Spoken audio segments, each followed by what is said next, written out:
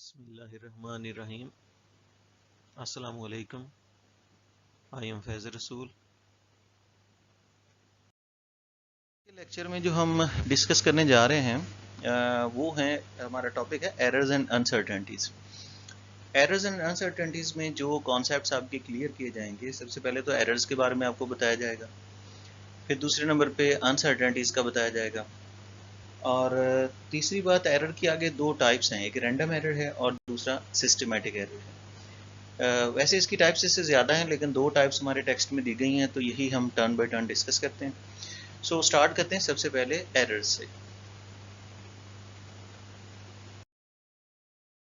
बच्चों, जैसा कि हमारे टेक्स्ट में ये टॉपिक जो है बुक में, ये शुरू ही ऐसे होता है कि all physical measurements are uncertain और इम्प्रेसाइज, कि सारी फिजिकल मेजरमेंट्स अनसर्टन और इम्प्रेसाइज होती है, मतलब उनमें गैर यकीनी भी होती हैं। हम यकीन से नहीं कह सकते कि हमारी मेजरमेंट ठीक है, और अनसर्टन के साथ साथ इम्प्रेसाइज यानी गैर यकसा भी होती है, मतलब कम ज़्यादा आती रहती है। टू सम एक्सटेंट, मतलब किसी हद तक, यानी जितनी भी मेजरमेंट है हमारी अनसर्टन और इम्प्रेसाइज होती हैं, गैर यकीनी और गैर यकसा होती हैं। और मजीद उन्होंने ये भी बता दिया है कि इट इज़ इम्पॉसिबल, ये आपके लिए मुमकिन नहीं होगा, to eliminate all possible errors and uncertainties, कि आप तमाम मुमकिन एरर्स एंड अनसर्टेनिटीज़ को ख़त्म कर दें, ये हमारे लिए मुमकिन ही नहीं होगा। एरर में अकर ड्यू टू, अब इसके बाद वो बताते हैं कि एरर किस वजह से होगा। देखें कि ये बड़ा इंपॉर्टेंट शॉर्ट क्वेश्चन है कि एरर्स और अनसर्टेनिटी में डिफरेंस कैसे होगा। जो अभी हम लोग पार्ट स्टार्ट करने जा रहे हैं, सबसे पहले हम एरर की रीज़न बताएंगे, फिर अनसर्टेनिटी की बताएंगे। लेकिन एरर की रीजंस की तरफ आने से पहले मैं आपको बता दूं कि any deviation from accurate value, any deviation from accurate value, कि एक्यूरेट वैल्यू से जब हम डेविएट करते हैं, इनहराफ करते हैं, असल वैल्यू से जब हट जाते हैं, तो उसको एरर कहते हैं। लेकिन एरर की रीजन क्या है, मतलब हम अपनी एक्यूरेट वैल्यू से डिविएट कब करते हैं, उसकी तीन रीजन है जो आपको दी गई। यहीं से हमारा इस टॉपिक का शॉर्ट क्वेश्चन शुरू होता है। मतलब अगर आपसे पूछा जाएगा, जो एग्जाम में आ भी चुका है बोर्ड एग्जाम में, कि एरर अनसर्टेनिटी में डिफरेंस करें, तो आपने एरर की ये रीजन से लिखना शुरू करनी है। पहली रीजन है निगलिजेंस और इनएक्सपीरियंस ऑफ पर्सन। दूसरी रीजन आप देखें कि एरर की क्या है, दूसरी रीजन है फॉल्टी अपरेटस, और फिर तीसरी रीजन है हमारे पास इनअप्रोप्रिएट मेथड और टेक्निक, नामनासब मेथड या टेक्निक। बच्चों, मैं इनको टर्न बाय टर्न थोड़ा थोड़ा एक्सप्लेन करता हूं, ताकि आपको ये समझ आ सके कि एरर की क्या रीजन हो सकती हैं। अब पहली रीजन जो है हमारे पास, वो है एरर की निगलिजेंस और इनएक्सपीरियंस ऑफ पर्सन। देखिए, अगर कोई शख्स की निगलिजेंस यानी लाइल्मी है, ना तजर्बाकारी है, तो उसे गलत रीडिंग तो आएगी, तो उसको एरर कहेंगे। इसकी मैं बड़ी आपको सिंपल सी एग्जांपल देता हूँ कि जिस तरह से हम लोग वर्नियर कैलिपर यूज़ करते हैं, अगर आपको वर्नियर कैलिपर के बारे में नहीं समझाया गया, आपकी निगलिजेंस है, लाइल्मी है, तो आप उससे कभी भी सही आंसर नहीं ला सकते। अगर कभी यूज़ नहीं किया, यानी आप इनएक्सपीरियंस है, तब भी आपका आंसर सही नहीं आ रहा होगा। तो इस किस्म का जो एरर होता है, इस किस्म की जो गलती होती है, उसको हम, इस किस्म से जो गलत रीडिंग आती है, उसको हम एरर कहते हैं। यानी निगलिजेंस और इनएक्सपीरियंस ऑफ पर्सन जो है, किसी शख्स की लाइल्मी या ना तजर्बाकारी जो है, जब गलत आंसर की तरफ लीड करती है, तो उसको एरर कहा जाता है। दूसरी है फॉल्टी ऑपरेटर्स। अच्छा, मैट्रिक में अगर वर्नियर कैलिपर आपने यूज़ किया हो, तो आपको ये भी मालूम होगा वर्नियर कैलिपर में एरर्स होते हैं। एक पॉजिटिव जीरो एरर होता है, एक नेगेटिव जीरो एरर होता है। ये मैकेनिकल फॉल्ट्स इनमें होते हैं। अच्छा, अगर फॉल्टी ऑपरेटर्स है, तो उससे भी आपका आंसर सही नहीं आएगा, और इस किस्म के गलत आंसर को भी एरर ही कहा जाएगा। यानी फॉल्टी ऑपरेटर्स से भी जो गलत आंसर आता है, उसको भी एरर कहते हैं। तीसरी जो एरर आने की वजह है, वो है इनअप्रोप्रिएट मेथड और टेक्निक, नामुनासिब मेथड या टेक्निक। देखिए, हर इंस्ट्रूमेंट को इस्तेमाल करने का, वो वर्नियर कैलिपर हो, सक्रिय गेज हो, वैसे हमें वॉल्यूम मेजर करना हो बीकर के अंदर, तो इसका एक खास मेथड या टेक्निक है। अगर आप वो खास मेथड या टेक्निक ही इस्तेमाल नहीं कर रहे, तो फिर भी आपका गलत आंसर आता है, तो इसको हम क्या कहते हैं, एरर कहते हैं। देखें, ये सब की सब एरर की रीजंस हैं, और एरर की ये सारी रीजन जो हैं, ये इंसान के इख्तियार में है। इनको हम जो है वो रिमूव कर सकते हैं, इनको ठीक कर सकते हैं।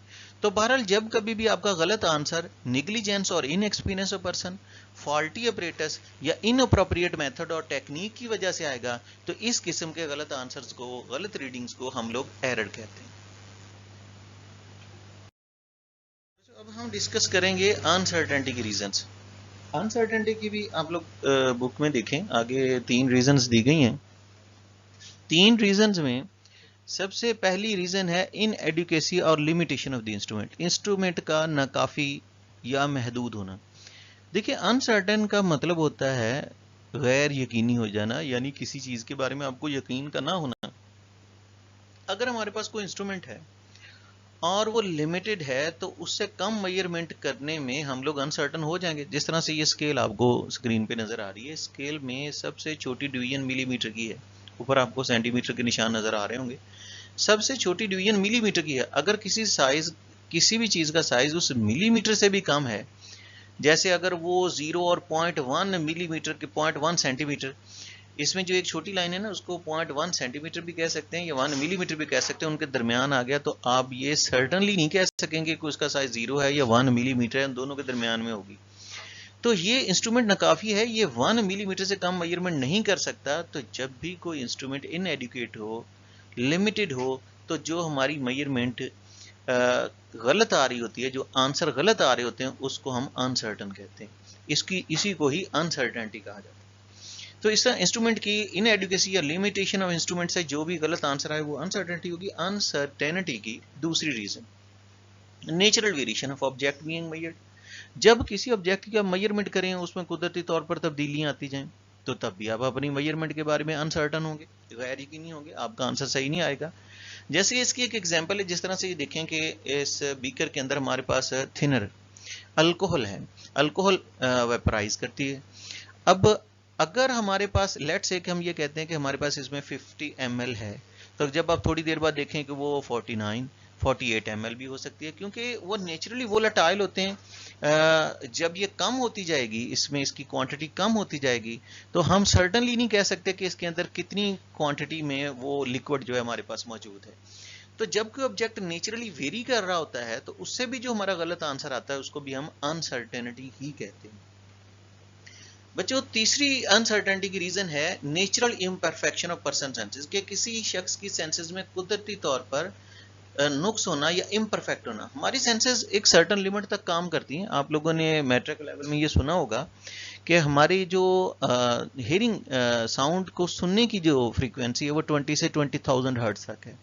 यानी हम लोग पहले ही हमारी सेंसेस जो है वो लिमिटेड होती हैं, लेकिन इस लिमिटेड सेंसेस में भी परफेक्शन नहीं होती, नेचुरली इम्परफेक्शन होती है सेंसेस के अंदर। जैसे आपको फॉर एग्जांपल बताएं कि अगर हम किसी चीज़ को देखते हैं तो उसका असर हमारे जहन में 10 सेकंड तक रहता है। कार्टून, फिल्म्स, मूवीज़ वगैरह इसी असूलों पे बनाई जाती हैं। अगर with in 1/10 of A second जो है हमारे पास एक नया इमेज हमारी आंखों के सामने आता है, तो वो चीज़ें हमें मूव करती हुई दिखाई देती हैं। ये नेचुरल इम्परफेक्शन है पर्सन सेंसेस की।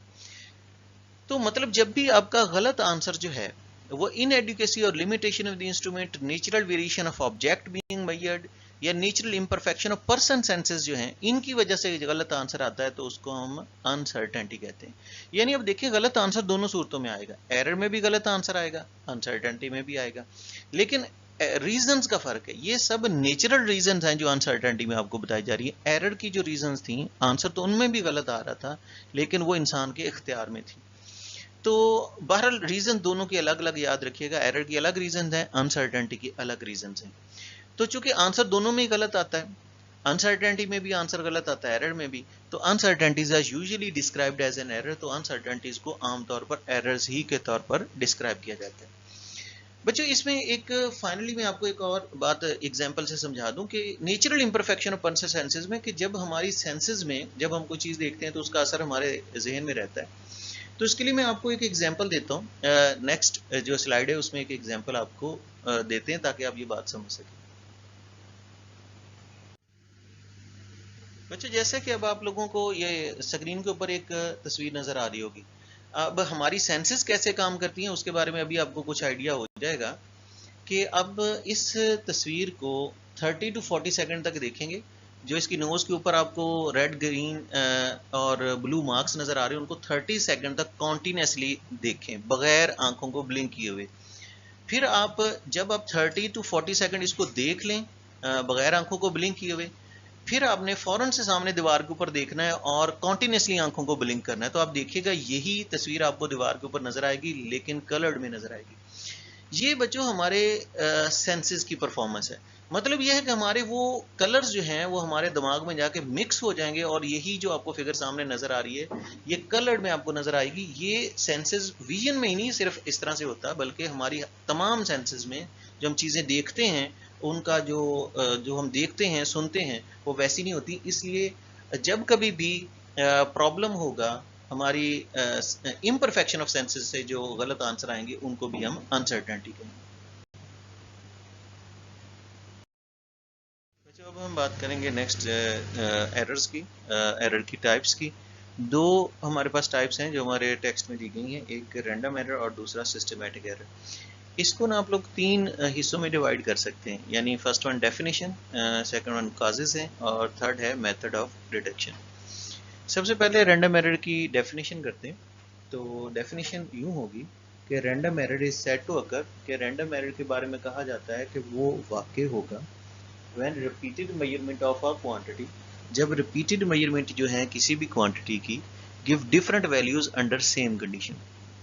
कि random error तब वाक़ई होता है जब एक ही क्वांटिटी की आप लोग मेजरमेंट्स को बार बार दोहराते हैं और डिफरेंट वैल्यूज आती है अंडर सेम कंडीशन। देखिए मैं आपको एक एग्जांपल सादा सी यूं दूंगा कि जैसे एक तो आपको स्क्रीन पे भी नज़र आ रही है, दूसरा मैं पहले एक एग्जांपल आप लोगों को आपकी प्रीवियस क्लासेस में से दे दूं कि पेंडुलम है उसकी एक वाइब्रेशन का जो टाइम है, सिंपल पेंडुलम है वो अपनी मीन पोजीशन के आगे पीछे वाइब्रेट कर रहा है, उसकी एक वाइब्रेशन का जो टाइम है, एक वाइब्रेशन मुकम्मल करने का जो टाइम होता है उसको टाइम पीरियड कहते हैं, वो आप नोट करते हैं। अच्छा वो 1 सेकंड आ जाता है। कभी आप लोग प्रैक्टिकली इसको परफॉर्म करके देखें तो दूसरी दफ़ा उसी एक वाइब्रेशन का टाइम 1 सेकंड से कम भी आ सकता है, ज़्यादा भी आ सकता है। मतलब repeated measurement of a quantity, वही क्वांटिटी है लेकिन इसकी बार बार आप मेजरमेंट्स लेंगे तो डिफरेंट वैल्यूज आएंगी अंडर सेम कंडीशन, तो इसी किस्म के एरर को ही रैंडम एरर कहते हैं। देखिए ना जिस तरह से अगर हम लोग ये एरोज जो हैं सामने टारगेट के ऊपर हिट कर रहे हैं तो हर दफा आपका जो टारगेट पॉइंट होगा वो डिफरेंट होगा, यानी सेम क्वांटिटी है लेकिन डिफरेंट रीडिंग्स आ रही होंगी अंडर द सेम कंडीशन, तो इस किस्म के एरर को हम रैंडम एरर कहते हैं। अच्छा अब ये जो पॉइंट है ना जहां तक हम पहुंचे, ये इसकी डेफिनेशन, अगर आपसे मैं डेफिनेशन कहूं तो यहां तक आपने लिख देनी है कि random error is said to occur, कि रैंडम एरर के बारे में कहा जाएगा तो वाकई हो जाएगा when repeated measurement of a quantity, जब किसी भी क्वांटिटी की जो रिपीटेड मेजरमेंट है गिव डिफरेंट वैल्यूज, वो आपको मुख्तलिफ वैल्यूज दें अंडर सेम कंडीशन। अच्छा अब इससे आगे जो हिस्सा आएगा ना वो है इसकी कॉजेज का। तो आप देखें टेक्स्ट में बुक में हमारे लिखा हुआ it is due to some unknown causes, कि ये कुछ अननोन कॉजेज की वजह से होता है, मतलब हम लोग इसकी काजेज जो हैं वो नहीं जानते। It is due to some unknown causes, कि ये कुछ नामालूम वजूहात की बिना पर है। एक्चुअली पहले एक बुक्स में लिखी होती थी इसकी रीजंस, अब तो नहीं है, और इसकी जो रीजंस होती थी वो टेम्परेचर, मॉइस्चर, एयर प्रेशर वगैरह होता था कि इनमें कमी बेशी से ये एरर आ जाता है। जिस तरह मैंने आपको सिंपल पेंडुलम वाली एग्जांपल दी है ना, तो आप सिंपल पेंडुलम का टाइम पीरियड मेजर कर रहे हैं तो मे बी अगर एयर का फ्लो जिस जगह मेजर कर रहे हैं एयर का फ्लो ज़्यादा हो जाए तो टाइम पीरियड बढ़ भी सकता है, कम भी हो सकता है। तो ये इसकी, लेकिन उनको मॉनिटर करना मुश्किल होता है ना, तो इसलिए उन्होंने इसकी काजेज जो लिखी हैं, डेफिनेशन हो चुकी है, इसकी जो काजेज लिखी है ना वो यही लिखी है, it is due to some unknown causes, तो आप यही लिखेंगे कि ये अननोन काजेज है। अच्छा अब जो मेथड ऑफ रिडक्शन है इसका वो क्या है? मेथड ऑफ रिडक्शन ये है कि repeating the measurement several time and taking an average can reduce the effect of random error, कि मेजरमेंट जो है ना उसको कई दफ़ा रिपीट करें और उसका फिर आप लोग एवरेज कर लें तो रैंडम एरर का असर कम हो जाएगा। आप लोगों ने देखा होगा हम अक्सर ये करते हैं कि जब भी कोई मेजरमेंट कर रहे होते हैं ना उस मेजरमेंट को कम से कम 3 दफ़ा ले लेते हैं, फिर तीनों वैल्यूज़ को ऐड करते हैं, 3 से डिवाइड करते हैं तो एवरेज आता है। एक्चुअली ये जो हम लोग काम करते हैं ये रैंडम एरर को कम करने के लिए ही करते हैं। तो 3 पॉइंट्स सेपरेटली अपने अलग अलग करने, यानी डेफिनेशन करेंगे, फिर उसके बाद कॉजेज करेंगे और फिर इसका मेथड ऑफ रिडक्शन बताएंगे।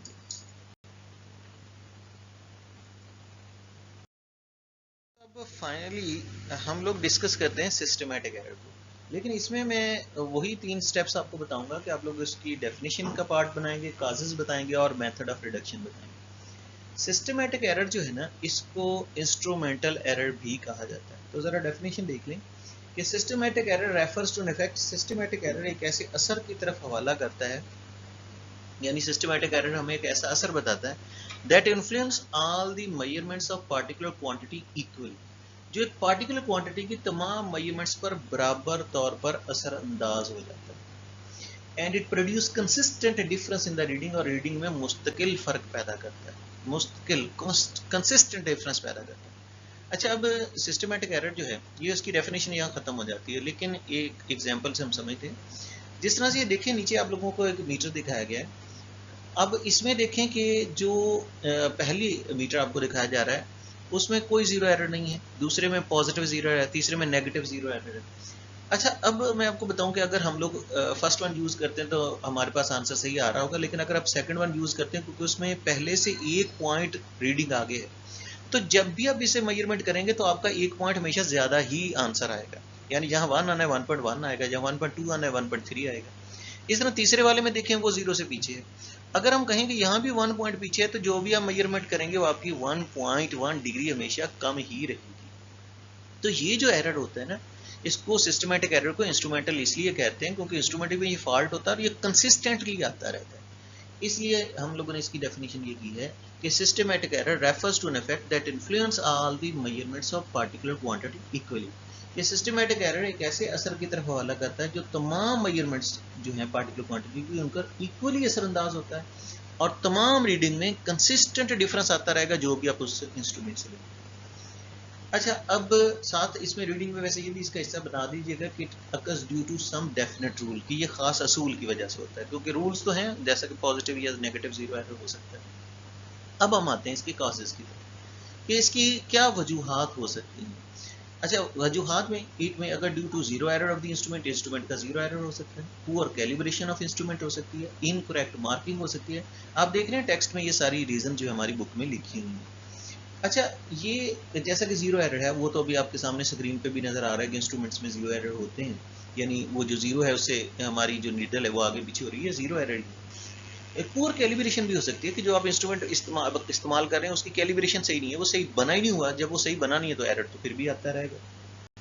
इनकरेक्ट मार्किंग भी हो सकती है, मार्किंग निशानात जो हैं आमतौर पर वर्नियर कैलिपर वगैरह या स्क्रू गेज पे निशानात उल्टे सीधे होते हैं, टेढ़ी मेढ़ी लाइनों की सूरत में भी आ जाता है। तो जो भी एरर जो है ना, zero error of the instrument या poor calibration of the instrument या इनकरेक्ट मार्किंग से आ रहा होता है, तो ये सारी रीजन जो है ये सिस्टमेटिक एरर की ही तरफ हमें इशारा करती है। तो ये सिस्टमेटिक एरर की रीजन होगी। बच्चों, फाइनली आखिरी है मेथड ऑफ रिडक्शन, इसको आपने कम कैसे करना है। तो systematic error can be reduced by comparing the instrument with another which is known to be more accurate. आप अपने इंस्ट्रूमेंट को किसी ऐसे इंस्ट्रूमेंट से कंपेयर करें जो ज़्यादा बेहतर जाना जाता हो, उससे कंपेयर कर लें। देखें ना, अगर हम सेकंड या थर्ड स्क्रीन के ऊपर जो सेकंड और थर्ड मीटर है उसको कंपेयर करें फर्स्ट वन से, तो हमें पता चल जाएगा कि हमारे आंसर में कितना कैरेट आ रहा है। तो कंपेयर करें अपने इंस्ट्रूमेंट को किसी ऐसे इंस्ट्रूमेंट के साथ जो ज़्यादा बेहतर जाना जाता है, और जब आप कंपेयर करेंगे तो आपको पता चलेगा कि 0.1 डिग्री आपका आंसर कम है या ज़्यादा है, तो 10 आप correction factor can be applied, तो करेक्शन फैक्टर अप्लाई कर दें, यानी उतना हिस्सा आप अपनी फाइनल रीडिंग में से ऐड करें या सब्ट्रैक्ट कर दें तो आपका आंसर ठीक हो जाएगा। तो इस तरह इसके भी तीनों पार्ट्स मुकम्मल हुए। हमने डेफिनेशन की, इसकी कॉजेज बताई और इसका मेथड ऑफ रिडक्शन भी बता दिया। आज के लेक्चर में हम लोगों ने जो पॉइंट्स डिस्कस किए हैं वो ये है कि एरर्स आपको समझाए गए, एरर्स की रीजंस बताई गई और अनसर्टेनिटी की रीजन बताई गई। बेसिकली ये हमारा आज का पहला शॉर्ट क्वेश्चन था, एरर्स और अनसर्टेनिटी में डिफरेंस करना, और वो रीजंस की मदद से आप करेंगे। 3 एरर की रीजंस बताओगे, 3 अनसर्टेनिटी के, तो इनका डिफरेंस हो जाएगा। फिर उसके बाद आप रैंडम एरर करेंगे प्रिपेयर, वो आपको कन्वे किया गया। रैंडम एरर के जैसे मैंने बता दिया आपको 3 पार्ट्स में करना, definition, causes and method of reduction. और फाइनली आपको समझाया गया है सिस्टमैटिक एरर, वो भी 3 पार्ट्स में कन्वे किया गया, definition, causes and method of reduction. Allah आपका हमें नासिर हो। अल्लाह हाफिज़।